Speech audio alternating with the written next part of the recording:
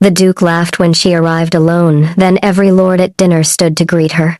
The carriage arrived at 4:15, which was already 20 minutes later than propriety suggested, and far too early for the light to have given up entirely on the day.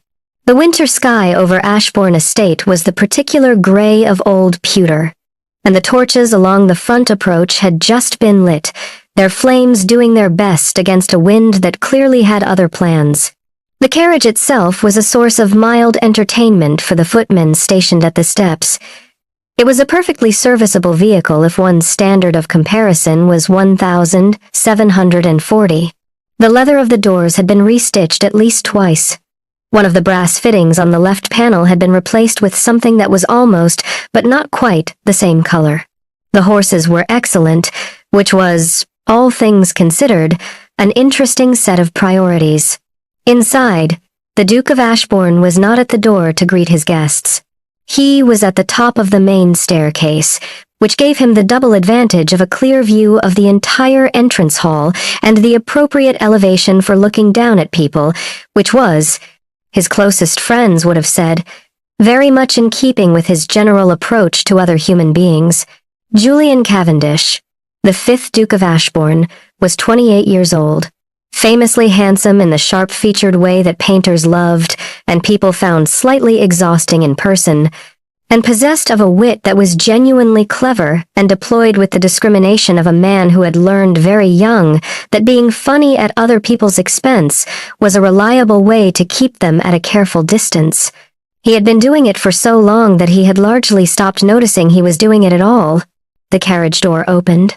Lady Honora Vane stepped out without assistance, which was the first thing. There was no hand extended from inside the carriage, no maid following behind, no father or brother or husband materializing from the other door. She simply stepped down, adjusted her cloak with one hand, looked up at the front of Ashbourne's winter estate with the clear, unhurried expression of a woman taking stock of a room she intended to stay in, and walked toward the steps. She was perhaps 22. Dark hair under a hat that had once been fashionable and still carried itself with considerable dignity. The cloak was good wool, well cut, worn. The gloves, Julian noticed, because he noticed things and could not stop doing it, the left glove had a repair at the wrist. The lace restitched neatly in thread that was close to matching but not quite. He should have said nothing. There were at least 12 guests arriving this evening, and he had greeted none of them personally, which was his standard approach, and which everyone had accepted as the particular privilege of a man with a dukedom to maintain and 3 years of accumulated social debt to avoid. He said something anyway. "The scandalous Lady Honora," he called, from the top of the stairs, his voice carrying beautifully across the marble entrance hall because marble was an unforgiving acoustic surface. "Arriving without a chaperone. Have you finally run out of relatives willing to be seen with you?" Several heads turned. 2 of the footmen found urgent business looking at the floor. Lady Honora stopped walking. She stood in the entrance hall below him with her chin level and her gloved hands easy at her sides, and she looked up at him for a moment with an expression he could not immediately categorize, which was unusual. He was generally very good at categorizing expressions. Then she reached up, adjusted the already perfectly positioned lace at her wrist, and said, in a voice pitched with the same easy carrying quality as his own, "I find being alone far less exhausting, Your Grace, than being in the company of a man who enjoys the sound of his own laughter quite this much." Someone in the hall made a small, quickly suppressed noise. Julian looked down at her. She looked up at him. Neither of them moved for the space of perhaps 3 seconds, which was long enough for it to become something other than a pause. He smiled. It was the smile he kept for moments when something had surprised him, and he was aware of it, and he was choosing to let it show before he put the other smile back. "Touché," he said quietly. "Welcome to Ashbourne, Lady Honora." She walked toward the stairs, and he stepped back from the railing, and that was when he saw it. She was passing below the landing torch, and her cloak fell open slightly with the movement of the stairs, and there, tucked into the bodice of her gown with the particular deliberateness of something placed rather than stored, was a letter. The wax seal was large and dark, the impression stamped into it visible even at this distance. He knew that seal. "Hello, lovely. If you're enjoying this tale of hidden beauty and unexpected love, I'd be so grateful for a like or subscribe. It helps me bring you more stories where pain shatters and true character shines through. And if you'd like, tell me in the comments where you're watching from. I read every note, and your presence makes these stories come alive." He had not seen it in 11 years. He had not expected to see it in any number of years that might follow, because the man whose seal it was had not, to anyone's knowledge, sent correspondence to anyone in a very long time, or attended any public function, or made his existence known in any way that the world could verify. Julian watched Lady Honora reach the top of the stairs, turn calmly toward the east corridor where a footman was already moving to show her to her rooms, and walk away. He stood at the landing for a moment longer than he intended to. "Your Grace?" His valet, Penworth, had materialized at his elbow with the flask of brandy he carried to all large gatherings against what he described as the inevitability of events. "Will you be wanting?" "Not yet," Julian said. "Very good, Your Grace." Julian watched the corridor until it was empty. Penworth. "Your Grace. Find out everything you can about Lady Honora Vane. Everything that isn't already in the usual gossip. The other kind." "The other kind," Penworth repeated, in the tone of a man who has learned not to ask follow-up questions. "By dinner?" "By dinner."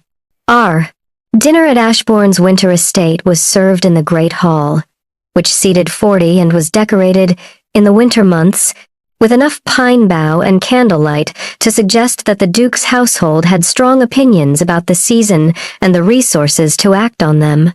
The table was long enough that the guests at the far end had to raise their voices slightly to be heard at the near end, which made the seating arrangements a matter of some social consequence. Lady Honora had been placed at the far end. This was not an accident. Julian's housekeeper, following the understood preferences of the household, had put the unattached, title-adjacent, financially ambiguous Lady Honora at the section of the table traditionally reserved for guests who were present out of obligation rather than desire. She was between a minor baronet from Shropshire who kept talking about drainage systems and a young woman who appeared to be attending her first formal dinner and was handling this primarily by arranging and rearranging her silverware. Julian, at the head of the table, could see all of this. He told himself he was not watching her. He watched her anyway. In the peripheral, manageable way he watched things he was thinking about, while conducting the first 2 courses of dinner with his usual performance of effortless authority. He spoke to Lord Finchley on his left about the grouse season. He spoke to Miss Alderton on his right about the new assembly rooms in Bath. He laughed at the appropriate moments and asked the appropriate questions and was, by any objective measure, an excellent host. By the second course, he had established to the satisfaction of the table that the season had been poor for grouse, that the Bath assembly rooms were considered a success by most who had visited them, and that Lady Honora's posture at the far end of the table was remarkable. She was eating her soup with the straightness of someone who had been taught deportment by a person who used books and took the exercise seriously. She was listening to the baronet's drainage commentary with an expression of genuine, if limited, interest. She had said something to the young woman on her other side that had made the young woman stop rearranging her silverware and actually eat. She had not looked at him once. The third course arrived, and Julian made a mistake. He did not, in the private, honest accounting he conducted afterward, fully understand why he made it. Perhaps it was the letter. Perhaps it was the fact that she had not looked at him. Perhaps it was the particular dynamic of dinner tables and the specific quality of attention she was generating at the far end by apparently doing nothing unusual. He made a remark. It was directed to the cluster of younger guests near his end of the table, and it was about independence, and it was about the question of a lady's value in the current season, and it was funny, in the way that things are funny when they are pointed, and the person being pointed at is not in a position to respond. It was funny the way a stone thrown at a distance is easy to throw. It was about her lack of a dowry. The table had been getting progressively louder through 3 courses of wine and warmth. It went quiet now with the specific quality of quiet that means everyone has heard something they are not sure they were supposed to hear. At the far end of the table, Lady Honora set down her spoon. She did it without hurry. She set it down and picked up her wine glass and took a small, considered sip, and then she put the glass down. And then she stood. She didn't push back her chair with drama. She simply stood, and the movement was so unhurried and so certain that 3 people sitting near her stood partially as well before realizing they had done it and sitting back down. The table was completely quiet now. Honora looked the length of the dining room at Julian with the steady, unreadable expression she had given him on the stairs, and then she said, in a voice pitched for the whole room, not just him, "I wonder, Your Grace, if you've received any correspondence lately from the Earl of Whitmore." A different quality of silence. Julian said nothing. His expression did not change, because he had very good control of his expression, and also because he was not entirely sure what expression was appropriate. "He sends his regards," Honora said, "and he asked me to tell you something." She paused just long enough. "The debt is due." She sat back down and picked up her spoon. At Julian's end of the table, Miss Alderton said, very quietly, to no one in particular, "Who is the Earl of Whitmore?" No one answered her, because most of the people who might have answered were old enough to know who the Earl of Whitmore was, and were currently in the process of looking at Lady Honora Vane with expressions that ranged from startled to calculating to something that was very close to respect. Julian lifted his wine glass and drank from it. His hand was perfectly steady. He had made sure of it. Penworth, he reflected, had not yet returned with his information. This was going to be a long evening. Sen. The 4th course had just been served a remove of cold pheasant and dressed vegetables that no one at the table was currently paying much attention to when the doors opened. Not the service doors at the side. The main doors. Both of them, together, with the particular weight of old oak moving on well-maintained hinges, which produced a sound that was not loud but was absolute, the kind of sound that stops conversation without trying. Ashbourne's butler, a man named Gregson who had been in service at the estate for 30 years and who prided himself on an expression that revealed precisely nothing, stood in the doorway and announced names. The first name was a Marcus. He had not attended a social dinner in 4 years, following a dispute with the Prime Minister that had resolved itself politically but not personally. He was 60, silver-haired, and walked with the unhurried authority of a man who had been one of the most powerful people in England for so long that the fact had become simply part of the weather. The second name was a baron, then an earl, then 2 more lords whose names Julian recognized as men who had served in government roles so senior that their attendance at a private dinner in Derbyshire in December was the kind of thing that required an explanation. Then 3 more, then 2 more after that. 8 men in total, entering through Julian's main dining room doors at 4:30 the 4th course, none of whom had been invited, all of whom had clearly been expected by someone. Julian sat at the head of his table and watched them enter. They came in with the quiet, deliberate movement of men who knew exactly where they were going and had decided together that it was time to go there. They passed the length of the table, past the younger guests, past the baronet from Shropshire, past the young woman who had stopped worrying about her silverware and was now worrying about something considerably larger, and they went to the far end. They did not look at Julian. They looked at Honora. And then, with the coordinated dignity of men who had not coordinated it because they didn't need to, every one of them bowed. Not the shallow nod of social acknowledgement, not the polished half-bow of a courtesy call. A full, deliberate bow, heads down, held for a moment, the kind of bow that meant something specific in a room full of people who understood what things meant. At Julian's end of the table, Miss Alderton had gone entirely still. Lord Finchley was looking at his pheasant as though it might offer guidance. The young debutantes who had been laughing quietly among themselves 20 minutes ago were now sitting with the careful, conscious posture of people who have suddenly realized they are in a room where the rules are different from the ones they came in with. Honora received the bows with the expression of a woman accepting something she had earned rather than been given. She inclined her head to each of them in turn, said something quiet to the eldest, who laughed in the way of a man hearing an old joke from a trusted source, and gestured to the chairs that the footmen who had appeared from somewhere with the rapid competence of people receiving instructions through means Julian had not authorized were already pulling out. Julian sat at the head of his table.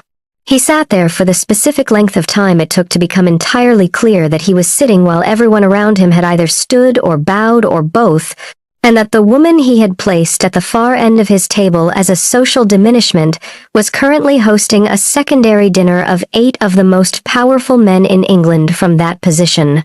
He stood. It was the only sensible thing left to do. Honora, as though she had been waiting for it and Julian had the cold, clarifying suspicion that she had, in fact, been waiting for precisely this moment, looked down the length of the table at him. She raised her glass. "You laughed when I arrived alone, Your Grace," she said, in the pleasant, carrying tone of someone making an observation rather than a point, though it was very clearly both. "Do you find it quite as funny now that I've brought the House of Lords with me?" The dining room was perfectly, crystallinely quiet. Then Lord Finchley, at Julian's elbow, made a sound that was attempting to be a cough and was not entirely successful. And then, from somewhere at the far end, the old Marquess let out a full, genuine laugh, the kind that comes from the chest, and the tension in the room broke all at once like a window letting in air, and conversations started again everywhere simultaneously. Julian sat back down. He looked at his pheasant. "Penworth," he said, very quietly. Penworth, who had returned from his errand and was stationed 3 feet behind the Duke's chair with the brandy flask and the expression of a man who had just watched something he would be telling people about for the rest of his life, leaned forward. "Your Grace, the information. Now, please." Penworth leaned closer. He spoke for approximately 90 seconds in a voice intended only for Julian's ears. Julian listened. When Penworth finished, Julian was quiet for a moment. Then he said, "She's been administering the Whitmore estate for 9 years, Your Grace. Since the Earl's health began to fail, all correspondence, all accounts, all land management, all political obligations, conducted under his authority but by her hand. A pause. She is, by any reasonable reading of the situation, the reason the Whitmore estate is the most solvent private holding in Britain. And no one knows. The people who need to know it, Your Grace." Another pause. The people who laughed at her arrival did not fall into that category. Julian looked at his wine glass. "I see," he said. "Shall I have the brandy ready for afterward, Your Grace?" "Have it ready now," Julian said. Sue. The library at Ashbourne was on the north side of the estate, which made it cold in winter and meant the fires had to be built up by mid-afternoon to be useful by evening. It smelled of old leather and beeswax, and the particular combination of pine resin and dust that accumulates in rooms where books have been living undisturbed for a long time. 300 years of Cavendish dukes had contributed to its collection with varying degrees of enthusiasm and taste, and the result was 16 floor-to-ceiling shelves that ranged from the excellent to the bewildering. Honora was reading when Julian found her there. She was standing in the far corner with a candle on the shelf beside her and a volume open in her hands, her head tilted slightly to catch the light. She had changed out of her dinner gown into something simpler, and her hair was down, which he noted and then deliberately stopped noting because it was the kind of detail that was not useful to him. She heard him come in. The floor was old and had opinions about being walked on, and she turned without hurry.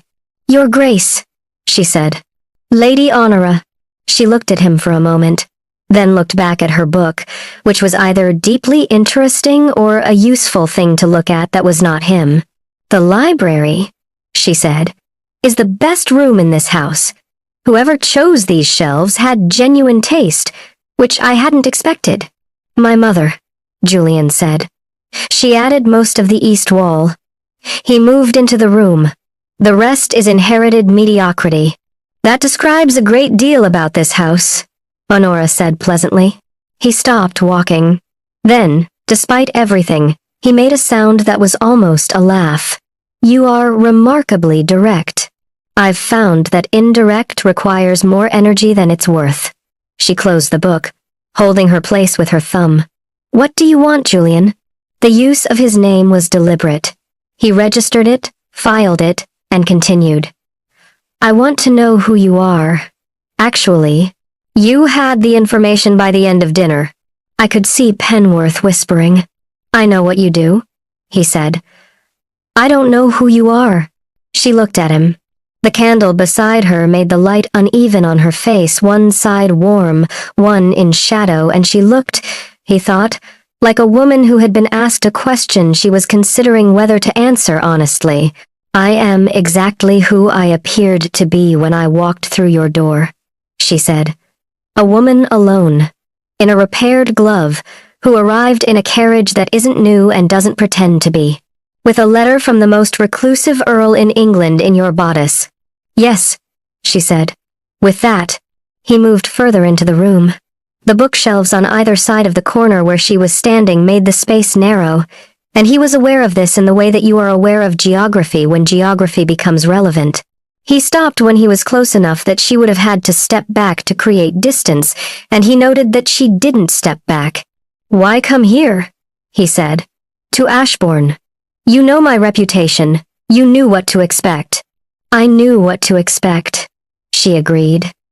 That is not the same as being afraid of it. You could have simply sent the Earl's message. He asked me to deliver it personally. She tilted her head. He said that you respond better to things you can't ignore.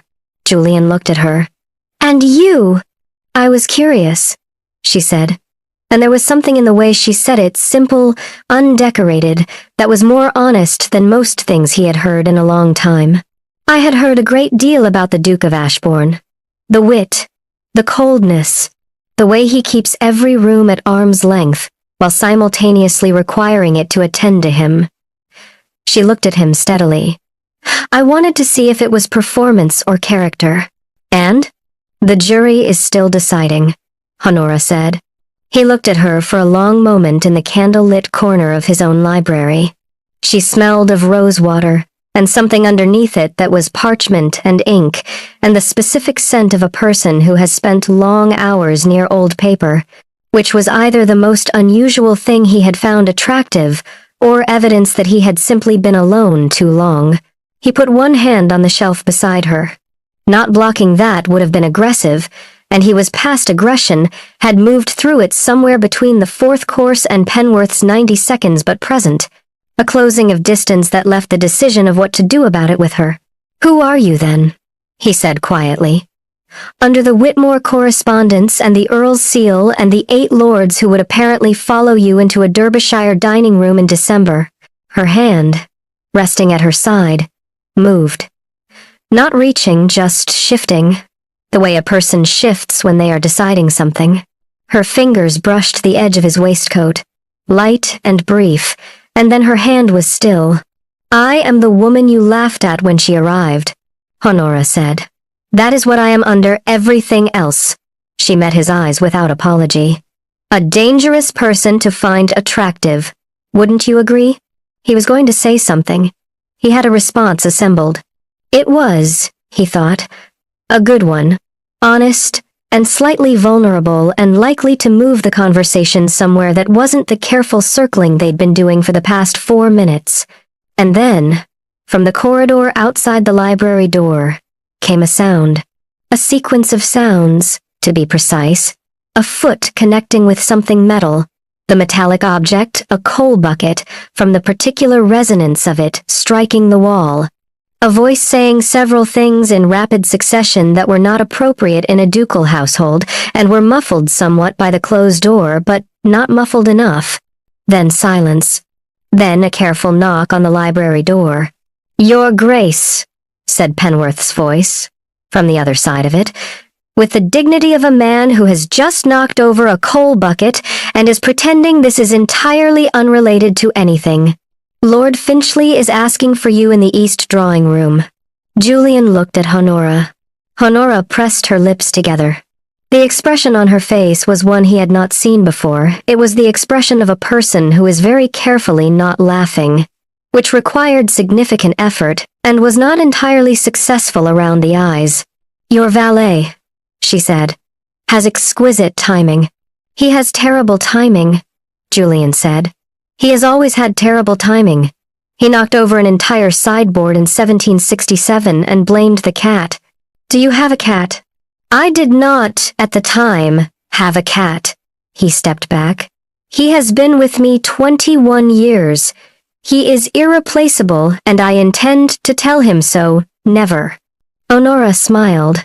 It was the first full smile he had seen from her, and it was, in his private assessment, worth having arrived at through the exact difficult route they had taken to get here.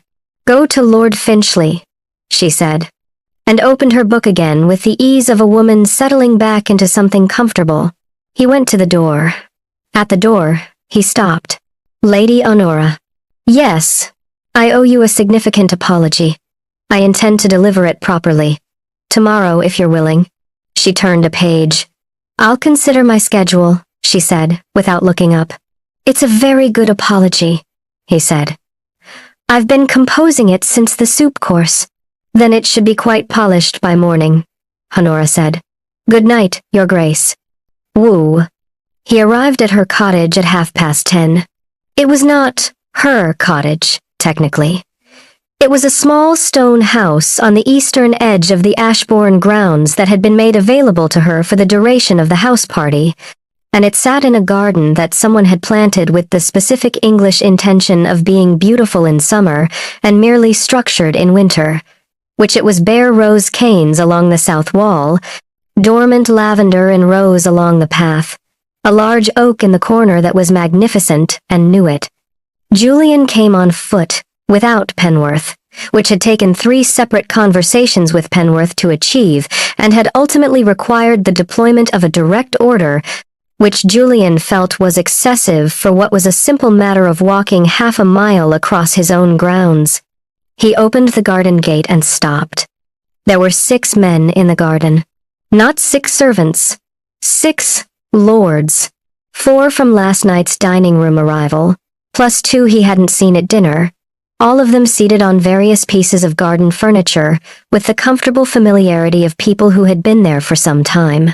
The old Marquess was in the only chair, which someone had brought out from inside for him, and he was reading a newspaper.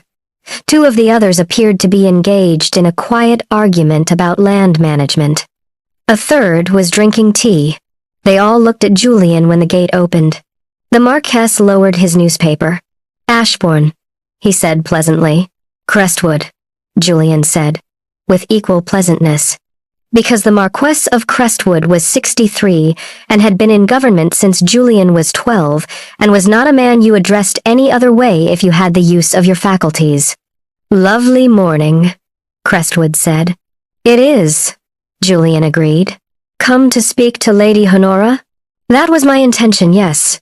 Crestwood folded his newspaper with the deliberation of a man in no particular hurry. We've developed a fondness for her garden, he said. The air is good, quiet, nowhere near as much noise as last night's dining room. He looked at Julian over the folded paper with the expression of a man who had been making assessments of other men for 4 decades and was currently making one. You're going to apologize. Yes, properly. I have prepared something. Not a prepared apology, Crestwood said, with the tone of a man dismissing a flawed proposal. Prepared apologies sound like prepared apologies. She'll hear the preparation and not the apology. He refolded the newspaper the other way. Say what you mean and leave out everything else. Julian looked at him. Is this, Julian said carefully, a standard part of the process? There's no standard process, said one of the others, from behind a teacup. We simply find that it goes better when the Duke hasn't thought too much about it.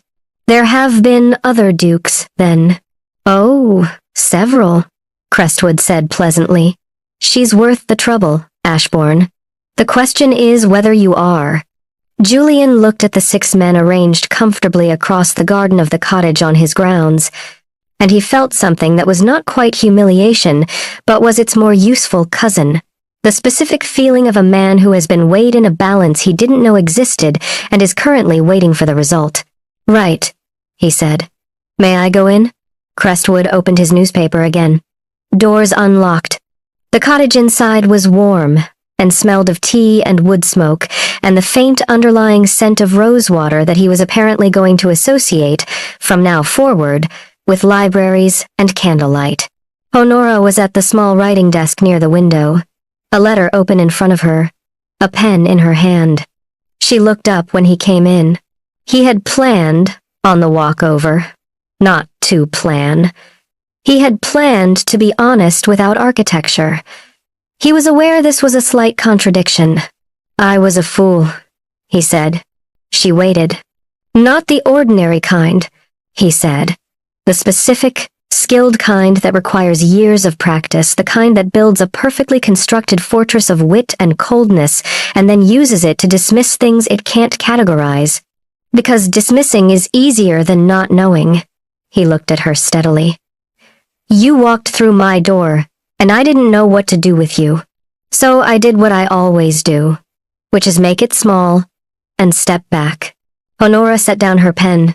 You were lonely, she said. Not cruelly.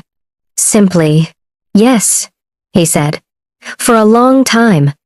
Long enough that I stopped recognizing it as a state that could change and started treating it as a feature. She looked at him for a moment. Crestwood told you to say what you mean and leave out everything else. He did, yes. And this is you following that advice. This is me trying to, Julian said. I'm not entirely sure I know how.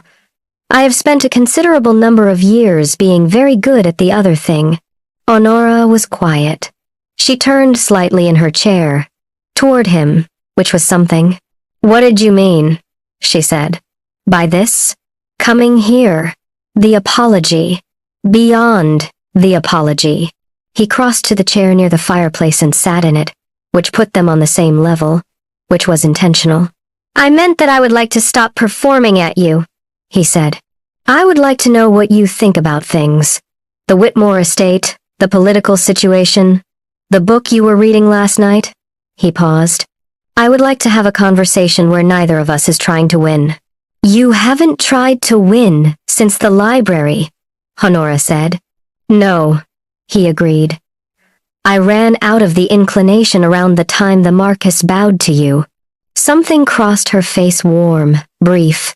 The expression of a person hearing something that answers a question they had been asking in a different form for a while. The debt, she said. The Earl's message. Do you know what it means? I owe Whitmore a significant favor. Something from a long time ago that I am not going to explain in detail, because some things should stay where they are. He looked at her. I assume the favor is this coming here. Seeing what I was like. Letting me make a fool of myself in front of 8 lords and a dining room full of witnesses. He said, Honora told him, that you were the most interesting person he'd met in 40 years, and also the most cowardly about it, and that someone ought to make you stop hiding behind the wit. She tilted her head. He was fond of you. I was fond of him, Julian said. I handled it very badly. You could write to him. I intend to. He looked at his hands, then at her. I would like, if you're willing, to earn the right to come to this garden without needing 6 lords as a prerequisite. Honora looked at him for a long moment. The morning light through the cottage window was thin and clear and entirely honest. The season is 6 weeks, she said. I'll be at Ashbourne for most of it. I'm aware. That's 6 weeks of dinners and assemblies, and the kind of public company that you find exhausting and I find useful. She held his gaze. You would have to manage it without the frost. I will manage it, he said. Badly at first, probably, but I'll manage it. And if you see me talking to someone you don't know, I'll assume, Julian said carefully, that you have excellent reasons, and that those reasons are none of my business unless you choose to make them my business, and that the correct response is to ask rather than to perform. Honora was quiet. Then she stood, and crossed to where he was sitting, and stood in front of him. "Stand up, Julian," she said. He stood. She took his hand, not romantically, practically, the way a person takes a hand who is about to show another person something, and walked him to the window, where, through the glass, the winter garden was visible, and in it the 6 lords, and Crestwood reading his newspaper, and the bare rose canes along the south wall, and the December light coming down thin and clear on everything. "This," she said, "is what I am." She looked at the garden and then at him. Not the estate work, not the Earl's seal. This the people who stayed when everything else fell away. She looked at him steadily. "I need you to understand that. That I have never needed to be chosen. I have always simply been worth it, and waited for someone who could see the difference." Julian looked at her. He looked at the garden, and the lords, and the bare roses. Then he looked back at her and said, "I see it." The cottage was quiet. Outside, one of the lords appeared to be attempting to explain something to another lord using hand gestures, and the oak tree in the corner was doing nothing at all, magnificently. "There is a dance at the assembly rooms on Friday," Julian said. "I will be attending. I will not be mocking anyone's arrival. I will attempt to be, at minimum, the second most interesting person in the room. Only the second. You'll be there," he said. "I'm working with realistic expectations." Honora's hand tightened slightly in his. Then she let go, and walked back to her desk, and sat down, and picked up her pen. "Friday," she said, without looking up. "Friday," Julian agreed. He let himself out of the cottage, through the garden, past the lords. Crestwood did not lower his newspaper, but he raised one hand in something that was not quite a wave but was acknowledgement, and through the gate, and back across the winter grounds of Ashbourne toward the house. The air was cold and smelled of frost and pine. The morning was very bright. He had not, he reflected, planned any of what he had said. He had simply said it. This was, Crestwood would probably tell him, the beginning of something. He was inclined to agree. On Friday, he arrived at the assembly rooms first.